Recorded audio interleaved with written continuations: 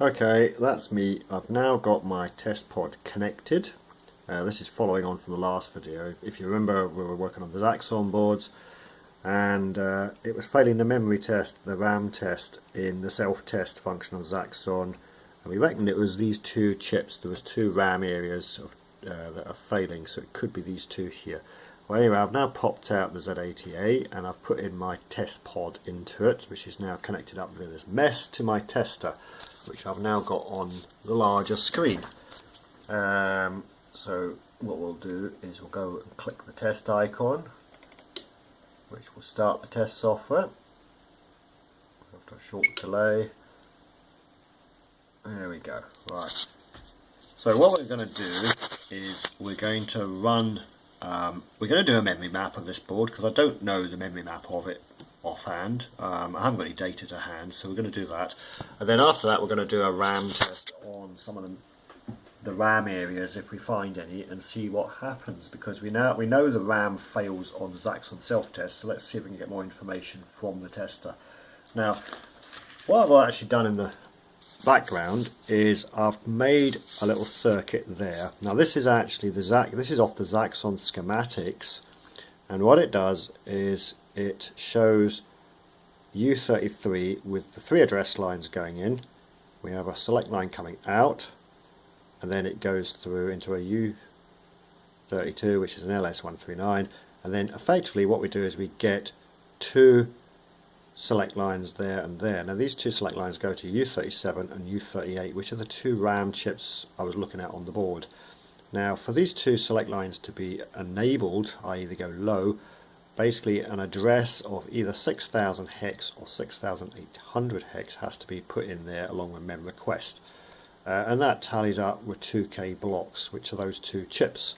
So really we're looking for something in this area, I would say, of the memory.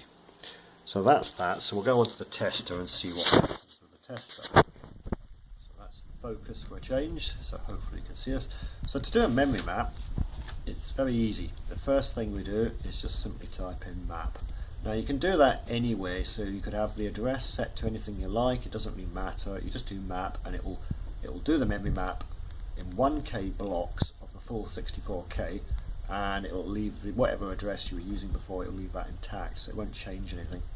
You can set different step sizes.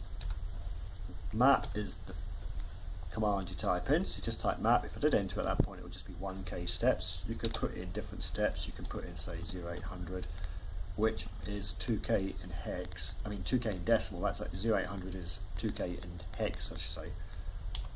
But what we'll do is we'll leave it as the default, which is map. And if I do enter, it does the memory map, and it's quite quick, as you can see. So it's now giving you, this is the end of the memory map. Obviously we can scroll up, but you can see it's that block where there's FC00 to FFFF, and it claims that's wrong. Right, so if you go up the list, you can see it goes right way through, and then we found RAM, which is highlighted green.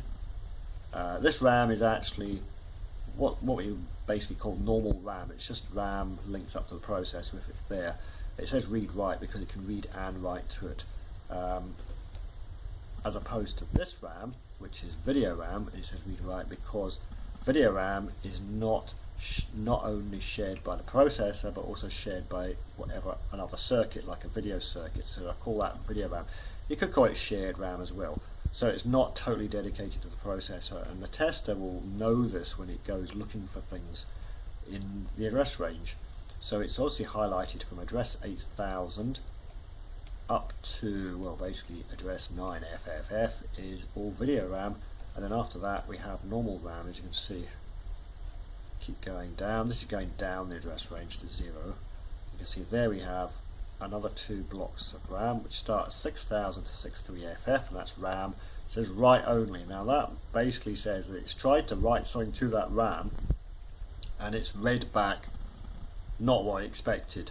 So either it's faulty RAM or it's only RAM that you can write to but you can't read, so it's left as that. But obviously in our situation it's more likely going to be faulty RAM. There's another block at 6 volt. Remember, these are 1K blocks, so that effectively is 2K, which is one of the chips, and then we reckoned from our schematic, we should be getting RAM at 68 to there, which is that area of ROM.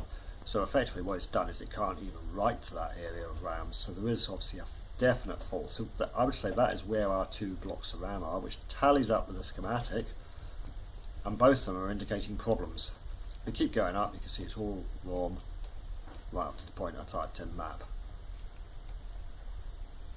So address 6000 is pretty much where our memory is, which is what we worked out from the schematic, and the tester basically found it and indicating a problem. That is video RAM at 8000, and then we have other RAM at A000 onwards. So we can do a RAM test. So for example, if we know that the RAM we want to test is at 6000, which it is actually, we'll type in 6000, and for our RAM test you must set the start address. So we set it to 6000, and then you go back to here and just do RAM test. Now the important thing at this point is you have to put some sort of figure after it in hex. So we want to test 2K, so we put in 0800. So this will do one of the chips if it responds. And it's failed straight away it's failed 00 at address 6000. So what it's tried to do is it's tried to write a 00 and read it back, and it's failed it. And it's failed at address 6000, which is not surprising because the self-test on Zaxxon says two memory areas are failing as well, so that's obviously our problem. To demonstrate it actually working somewhere else, we could go to, say, what's the other one, A0, which was above the video area. We set that to there because it reckoned there was RAM there. So if we do RAM test again, 0800, exactly the same, and until you can see now it's testing RAM, please wait.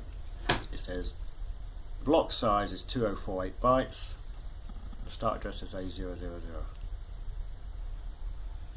and there it says RAM test passed. So basically that block of 2K at the start address A000 has passed the test, so we could say that RAM's working fine.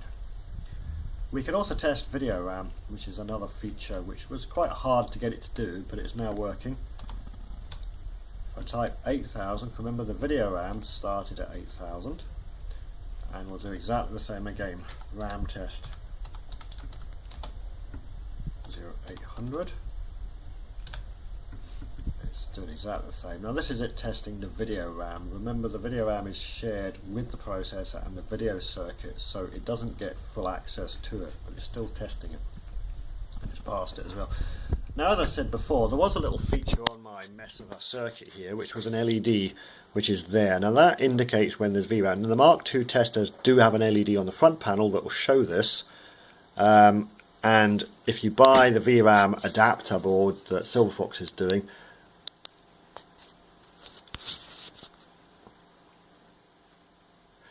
sorry about that, I pushed the wrong button. Right, okay, if you buy his adapter board, he'll have all the rest of the circuit, but I don't think he's got the LED on it. But anyway, it's just a feature that I've put on. So if we do RAM test again, 0800. Now this is video RAM.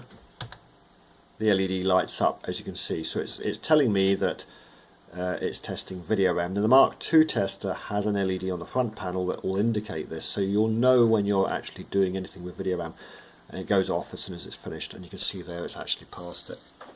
Okay, if I do the same with, say, the other RAM, which is normal RAM, not shared, remember it was A000, we'll do the same again, RAM test 0800. And what I'll do this time is I'll watch the LED as we do it. It doesn't light up, okay, because it's obviously not video RAM. You can see that it's testing it. Okay, so really what we have at the moment is we have two memory fail areas on the Zaxxon board. The tester is indicating that it passed the RAM. So the tester is indicating that the RAM is indeed failing, which will be these two chips here, and they're both 2K. That tallies up with what the tester's telling me, and it also tallies up with the circuit as well, which I got from the schematic, as you can see there. So I think the next thing I'll do is have a look at the signals. Now I'll get the schematic out. In the next video I'll get the schematic out and we'll have a go through the schematic and try and figure out why they might be failing, and if there doesn't seem to be any logical reason for them to be failing, you know, the rest of the circuit, I think it's a case that they might have to be changed, and then we'll see what happens with that. Okay, so this is the next video, and I'll do one after this.